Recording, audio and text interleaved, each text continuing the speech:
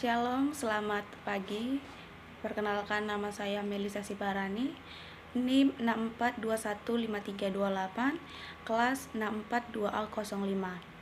Di sini saya akan mempresentasikan hasil tugas UAS pada mata kuliah Cartel Balding tentang kemitraan untuk mencapai tujuan dengan dosen pengampu Bapak Gilang Fareza, SPD. Adapun berikut ini poin yang akan saya bahas.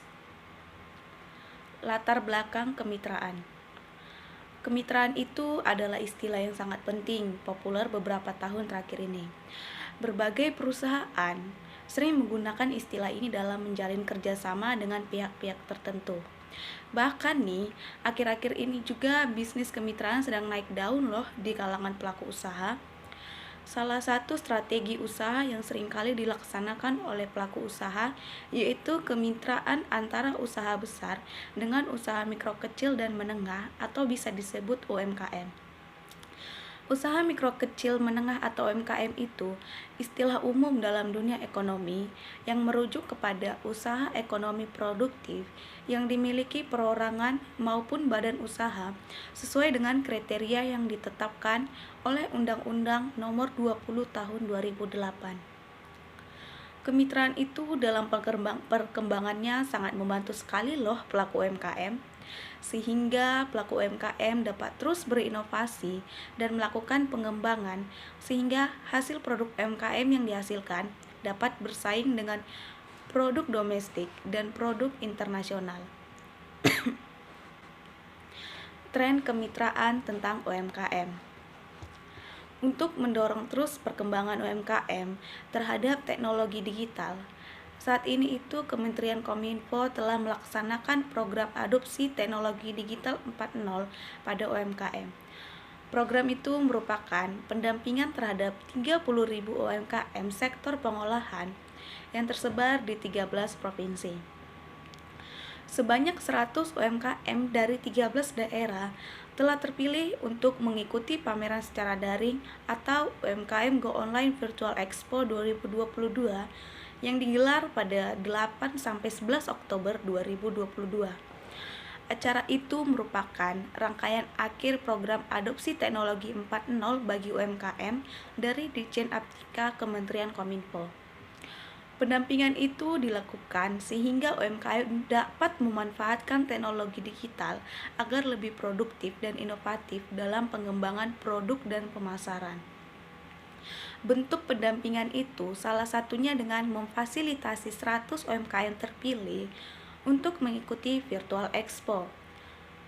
Dijelaskan oleh Dirjen Samuel, Virtual Expo itu merupakan cara baru dalam memasarkan produk yang memungkinkan pelaku UMKM untuk memamerkan produk yang mereka miliki secara daring ataupun virtual. Acara Virtual Expo bukan hanya dapat mengefisiensi biaya, tapi juga efektif dalam memasarkan produk dalam jangkauan yang lebih luas. Di dalam tren, terdapat juga isu dalam UMKM. Yang pertama, minimnya modal usaha. Permasalahan UMKM paling utama itu adalah minimnya modal usaha. Akibatnya nih, para pengusaha itu tidak bisa menaikkan jumlah produksi untuk mencapai omset yang lebih banyak. Yang kedua, kurang tahu bagaimana cara membesarkan bisnis. Permasalahan UKM selanjutnya itu adalah minimnya pengetahuan pengusaha UKM tentang manajemen bisnis yang baik. Banyak loh pelaku UMKM hanya fokus memproduksi barang tanpa memikirkan bagaimana strategi ekspansi bisnisnya lebih besar lagi. Belum memasarkan pemasaran online. Beberapa pelaku UKM sudah memasarkan produknya secara online melalui media sosial, situs marketplace, dan lain-lain. Akan tetapi nih, dalam praktiknya itu masih kurang maksimal, sehingga hasil yang didapat pun kurang maksimal. Yang keempat, akses internet yang terbatas. Keterbatasan internet menjadi masalah di Indonesia dalam digitalisasi usaha mikro kecil dan menengah atau UMKM. Meskipun saat ini peminat transaksi digital terus meningkat di masyarakat. Padahal nih, akses internet itu menjadi syarat kunci UMKM bisa go digital. Namun kenyataannya, sebagian besar pelaku usaha UMKM tersebar di daerah yang masih terbatas jaringan internetnya. Yang kelima, kurangnya pemahaman tentang pemasaran digital. Kurangnya pemahaman tentang pemasaran bisnis itu bisa menjadi permasalahan tersendiri yang sering dialami UMKM, terutama tuh jika berkaitan dengan teknologi atau pemasaran digital.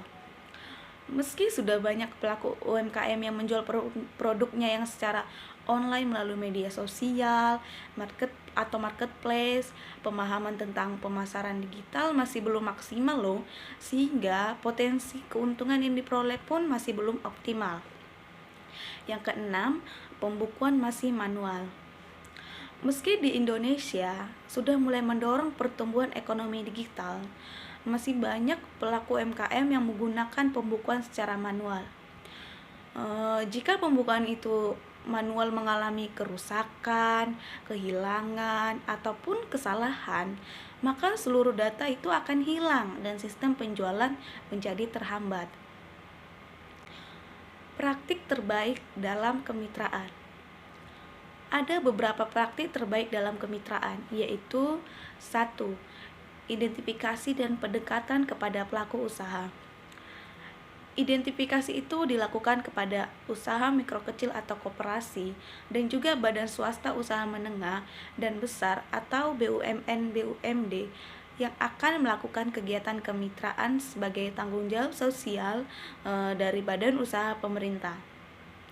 Dalam tahap ini, identifikasi itu dikumpulkan data informasi yang berkaitan dengan seperti jenis usaha, produk unggulan, potensi sumber daya, teknologi dan keterampilan, terus permodalan, SDM, maupun sarana dan prasarana lainnya. 2. Membentuk wadah organisasi ekonomi. Untuk memudahkan komunikasi, kelancaran, informasi dan kemudahan organisasi dalam kemitraan usaha antara pengusaha besar dan menengah dengan usaha mikro kecil, itu perlu ada pengelompokan usaha yang sejenis. Pengelompokan usaha mikro atau kecil ini agar terbentuk skala ekonomi yang memiliki legalitas untuk memudahkan dalam kesepakatan bisnis dalam perusahaan mitra usaha besar dan menengah. Yang ketiga, menganalisis kebutuhan pelaku usaha. Kegiatan ini dilakukan untuk memahami lebih mendalam mengenai peluang dan permasalahan yang dihadapi usaha mikro dan kecil dalam pengembangan usaha. Demikian halnya untuk usaha menengah dan usaha besar. Keempat, merumuskan program. Setelah permasalahan dan peluang usaha dianalisis, maka para pembina instansi dapat menyusun program khusus untuk usaha mikro dan usaha kecil. Misalnya nih dalam bentuk kegiatan magang pada perusahaan besar yang akan bermitra, terus pelatihan teknis jenis produk, misalnya juga penggunaan peralatan untuk jenis produk tertentu untuk dipasok kepada perusahaan besar yang mengadakan mitra dalam model kemitraan usaha. Yang kelima, kesiapan bermitra. Pelaku usaha kecil itu perlu menyadari loh bahwa kemitraan itu bukanlah belas kasih dari pelaku usaha menengah atau usaha besar. Adanya kemitraan harus didasari oleh kedua belah pihak.